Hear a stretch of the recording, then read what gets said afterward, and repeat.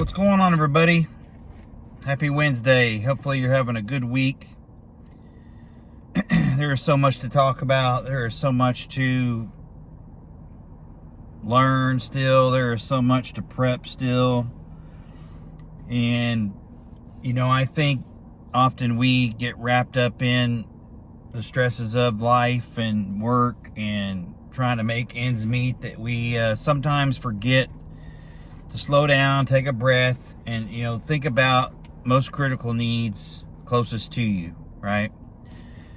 And so one of the big things that I'm seeing that we still need to talk about, I don't think a lot of people are getting it still today, which is really hard to believe, but being, aware of your surroundings, enhancing your security. The economy is down. Of course, crime is up. Crime has been up since COVID tremendously. And with the continuation of money printing that seems to be the new norm, and packing this thing full of cash with shoplifting at an all-time high, homelessness increasing, crimes against persons, assaults, you name it. Everything regarding crime and criminal activity is going sky high. People want to try to survive, right? And some of it is based upon necessity, I think, and desperation. But I also think a lot of it is based on opportunity. Some people were just born and raised and taught how to be criminals, and that's what their family did, so that's what they do. There's also a bunch of opportunists out there that see a crime of opportunity and a potential soft victim, and they decide to make a move. So, with the bad economy and skyrocketing crime, people need to wake up. And it doesn't really matter where you live anymore. It's we don't get to pick the time and place of our robbery or our stick up or our break-in. It's just typically going to find you. And it's important to be prepared to deal with these things and what I call the sphere of security, around you. And that applies to you when you're driving. That applies to you when you're at home sleeping. That applies to you when you're in the backyard or taking a walk or out to the store or, on your way to school, at the bus stop, etc. I mean, anytime you are out of your home, out, beyond a locked door, there's the potential for you to be a victim or, run into something. So remember the sphere of security, right? Adopt a proactive defensive attitude. Okay?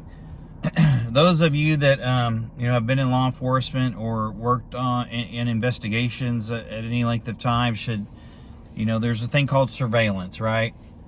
A lot of professional criminals will do surveillance and sit there and look for a victim, sit there and scan the area, scan the street, look for somebody in their phone, look for somebody not paying attention, somebody that's got a lot of jewelry on, somebody that's carrying a big old Gucci bag or what have you. These are people that, quite frankly, are oblivious to what's going on around them, and they are an easy target, or at least they're perceived to be an easy target.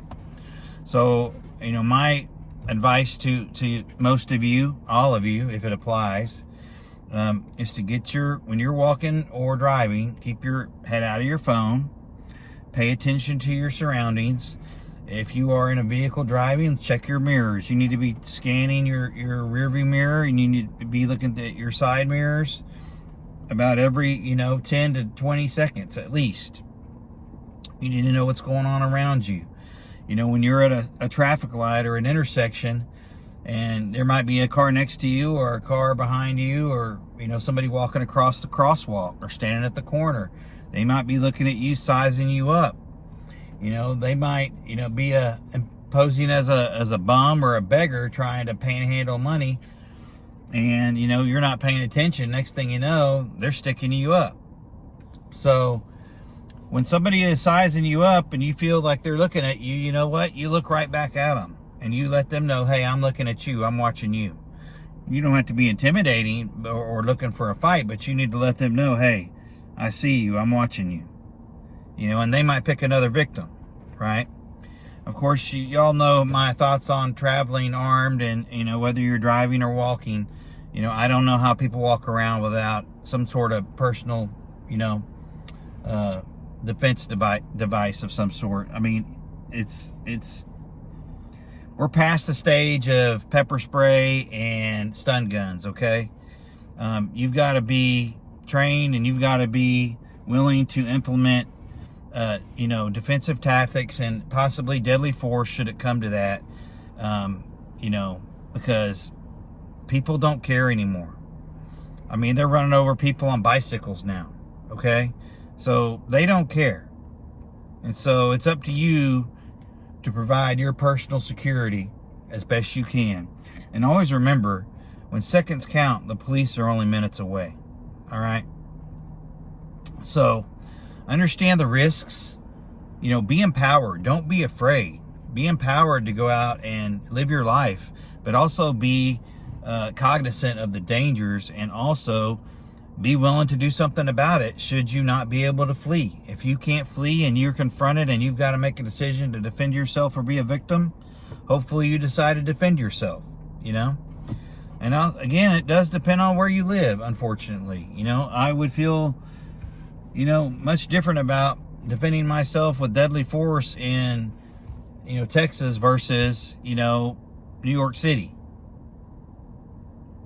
Sort of a big difference there. Politics and DAs and whatnot. So, you know, there are even some places in Texas that I would be really, really careful about defending myself with deadly force, right? There's huge differences in politics and prosecutions depending on where you are. So understand the risks, implement a good plan for risk management, situational awareness, understand where you're going, understand that the chances of you running into trouble nowadays are better than they were 1 year ago. All right? And it's just something you have to adopt, embrace, and train for, and prepare yourself for. Again, this is not to scare anybody. This is to empower you. Live your life. I can tell you right now that I don't go anywhere unarmed unless I'm going to be going through a metal detector, period. I don't care if they've got a sign up. I don't care if they don't allow this or allow that. I'm very diligent with what I do. I am concealed. I am, again, comfortable and proficient, and nobody knows I even have it, okay? And so I would encourage people to, you know, adopt that philosophy. You know, I'm not going to die because I'm at a restaurant and somebody has a sign in the window that these things aren't allowed, because, you know, the homeboys and the meth heads don't care about a sign, and they certainly don't care about gun laws, okay? All they see is a victim, a way to get money so they can go get dope. That's what they care about, okay? So understand the facts, understand what's going on, and make your decisions. But the time for, you know, stun guns and pepper spray and mace and all that, it's gone. You're wasting your time, okay? So with that, everybody keep prepping, stack it deep, and long live the Republic.